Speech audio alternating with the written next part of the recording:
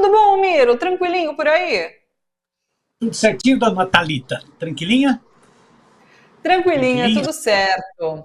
Algumas notícias que eu quero comentar com você, né? Quero falar assim sobre Bolsonaro, sobre Marielle, mas rapidamente vamos falar agora sobre essa visita de Macron aqui ao Brasil. Eu achei muito interessante essa fala de Lula, mais uma vez, sobre a Amazônia, nesse sentido de que ela não é a Amazônia um santuário intocável, que ele quer sim explorar de maneira sustentável, proporcionando ali, inclusive, dividendos com indígenas, com as pessoas que são ali da Amazônia, né, que têm essa posse da Amazônia. Achei bastante interessante. E dito isso, ao presidente Macron, né, Macron que tem uma coisa ali com a Amazônia também, né, um cuidado que às vezes extrapola um cuidado, um gerenciamento ali por parte da França, né, então achei interessante. Mas assim, no todo, é uma viagem bastante institucional por parte da França aqui no Brasil, né? Eu acho que é isso, Thalita. É o Brasil exercendo seu papel no mundo, se relacionando com todos os países. Então não é um alinhamento automático, não é bater continência para os Estados Unidos, como fazia o Bolsonaro, né, que transformou o país num pária mundial, né, bater continência para a bandeira dos Estados Unidos. Se relaciona com os Estados Unidos, se relaciona com a União Europeia, se relaciona com a China, se relaciona com a Rússia. Ou seja, é essa política multilateral, né, que não fica preso a nenhuma potência, defende os interesses do Brasil. Né.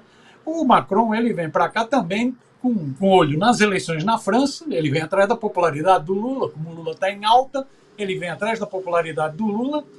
O Macron vem também para pressão na geopolítica internacional na questão da Ucrânia, né, a postura do Brasil contra a Rússia, tentando estimular o Brasil a uma postura mais dura contra a Rússia, na relação com a Ucrânia.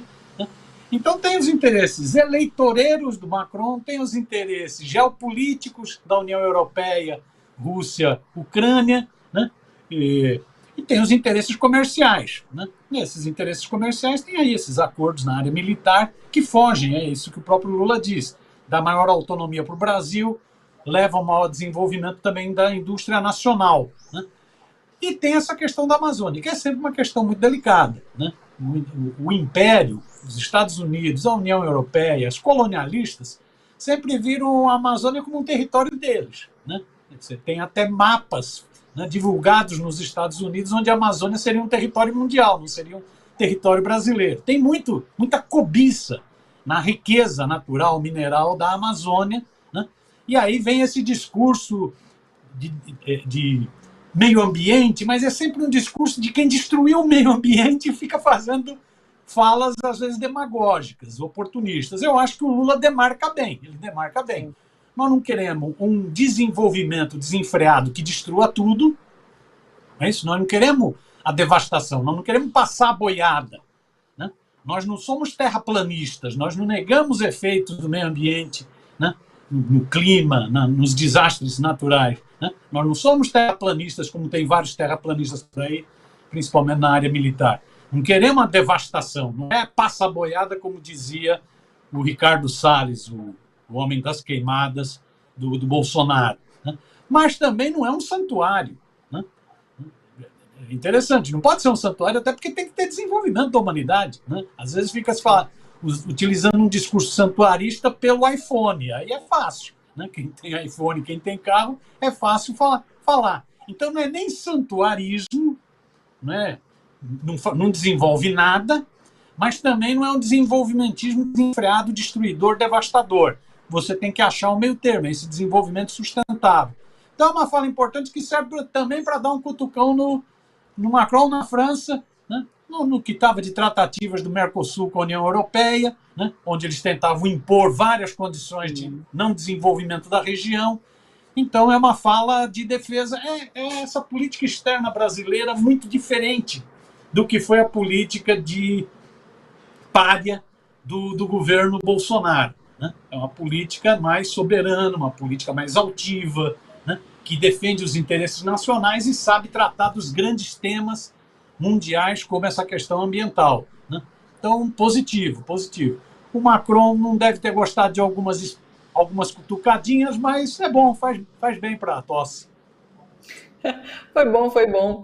Não sei se você viu as fotos, né, que estão rolando nas redes de pré-wedding, né, de pré-casamento, e realmente são fotos muito bonitas, né, dos dois ali na Amazônia, e daí foram comparadas essas fotos de pré-casamento que os noivos, enfim, tiram assim antes da cerimônia, porque ficaram fotos muito bonitas ali dos dois, assim, e assim, me pareceu que tem uma sintonia boa, né, entre os dois, e isso ficou explícito ali nas fotos, muito bom.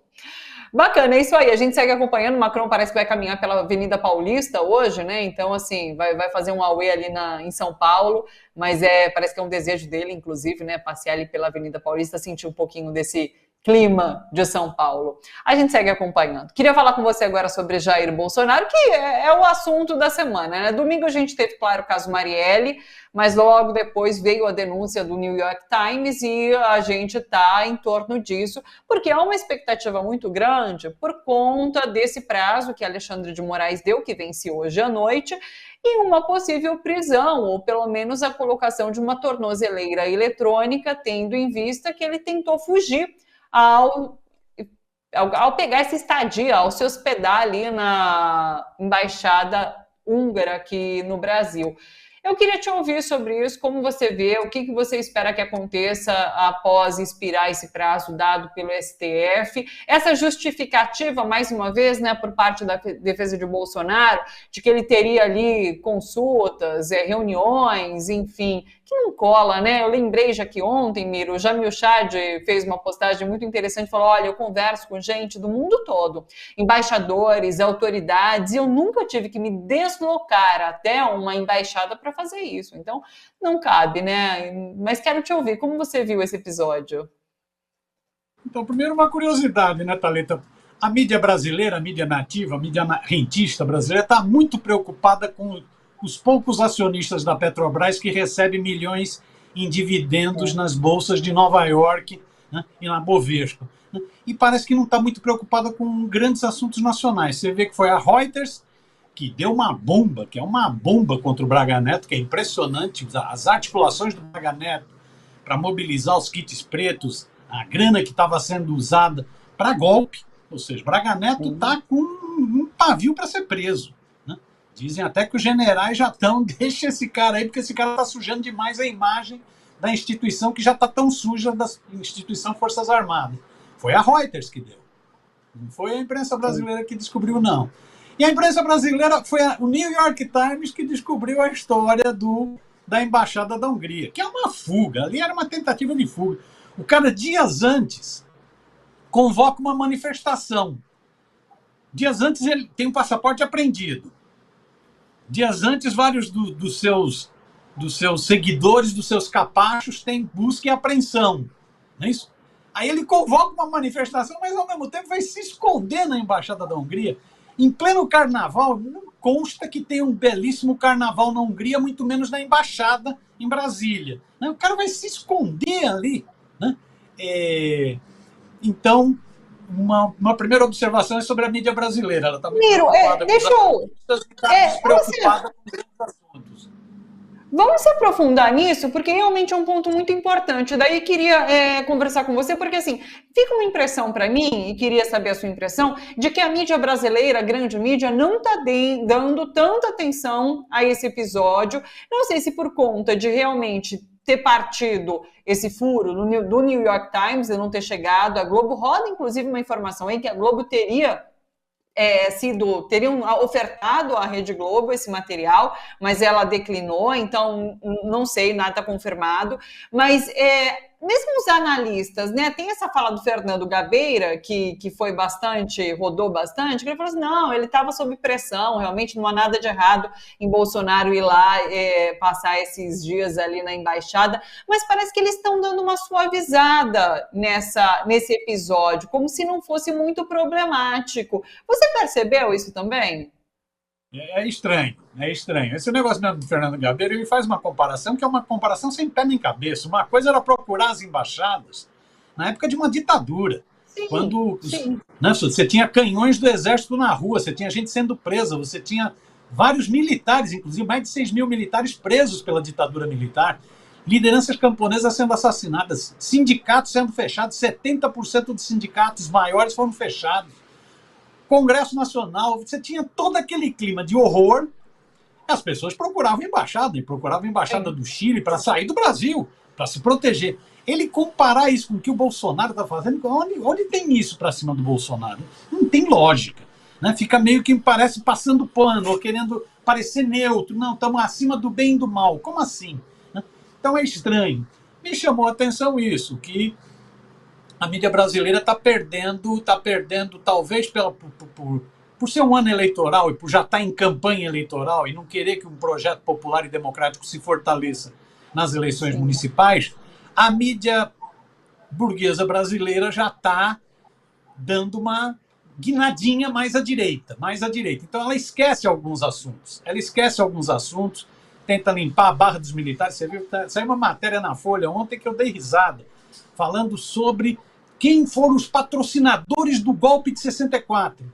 Só esqueceram de falar das manchetes da Folha. Só isso. Ou das manchetes do Globo, do Estado de Minas, do Jornal do Brasil. Só esqueceram de falar isso.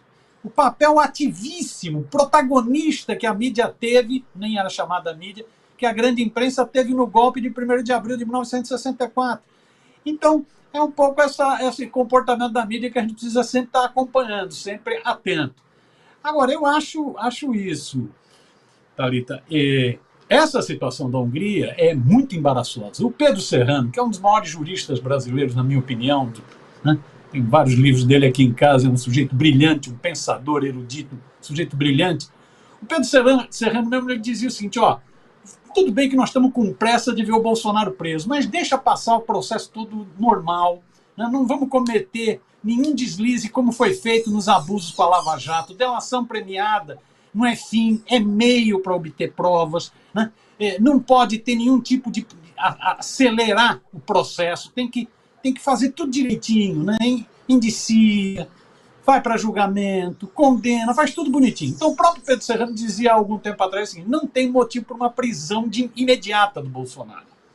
Deixa aí no normal. A gente fica angustiado, a gente quer a prisão, mas deixa seguir os trâmites normais, para não haver nenhum vitimismo, nenhum mimimi vitimista, nenhuma malandragem desse setor que adora a ditadura, adora a prisão, mas não gosta para ela. Né? Tá. Mas agora o próprio Pedro falou o seguinte, esse negócio de ir para a Embaixada da Hungria, em pleno carnaval, depois de ter passaporte apreendido, depois de várias operações de busca e apreensão contra capachos dele, esse negócio de ficar 2 dias, levar travesseirinho, isso é fuga. Isso é fuga. Na prática, já se cometeu um ato de fuga. O presidente Bolsonaro diria o Lula, é um covardão. Diria a linguagem popular, é um cagão. Né? Ele tá com diarreia. Ficou desesperado. Ele convoca o ato, mas vai fugir. Vai fugir temendo ser preso. Então, o próprio Pedro Serrano, que é um jurista muito equilibrado, muito ponderado, fala o seguinte, já caberia uma prisão preventiva. A gente até entende que o Supremo não faça isso por razões políticas, mas o gesto de ir, não existe esse gesto de... É o que o Chad fala, não existe esse gesto de ir para dentro da minha embaixada e ficar 2 noites, 3 dias. Não existe. Comendo o quê? Fazendo o quê? Né? No mundo que a gente tem, onde você faz reunião virtual a qualquer hora, a qualquer momento, para quem para lá discutir situação política do Brasil? Quando ele era presidente do Brasil, ele já não discutia a situação política do Brasil. Era uma besta quadrada. Discutir como? Né? Então, e com um líder de extrema-direita muito articulado, que é esse Orbán, muito articulado mundialmente. Então, me chamou a atenção o raciocínio do Serrano, a quem eu respeito muito. Ele diz, nesse caso, já se justificaria. Pode-se entender que o Supremo não aplique em função de razões políticas. Do ponto de vista jurídico, já daria para pedir uma prisão preventiva, ou se não, pelo menos uma medida cautelar. Por exemplo, uma tornozeleirinha eletrônica. Sim. Né? Por exemplo, porque corre o risco do sujeito fugir. O sujeito já fugiu para não dar posse para o presidente Lula, não foi em dezembro? Agora foge para a embaixada, né, escondidinho. Né? Então, valia uma preventiva, ou pelo menos uma medida cautelar do tipo uma tornozeleira eletrônica. Ficaria legal, né? Dizem que agora, quando você vê alguém com a camiseta da seleção brasileira, você olha no tornozelo para ver se tem, né? Ficaria legal você fazer essa junção. Ótimo. Né? Mas eu acho que a situação dele é complicada. Hoje saiu uma matéria longa também no Globo que mostra que o processo vai se acelerando, então a Polícia Federal deve concluir as investigações agora, no próximo mês, deve entregar, né, pedindo indiciamento. Né? Isso vai para a Procuradoria-Geral da República, para a PGR. A previsão, diz o jornal O Globo, a previsão que existe entre os investigadores, pelos trâmites, pelas várias investigações, a investigação dos atos golpistas, as investigações sobre cartão de vacinação, as investigações sobre joias da Arábia. Ontem teve o general, pai do Mauro Cid, fazendo depoimento também.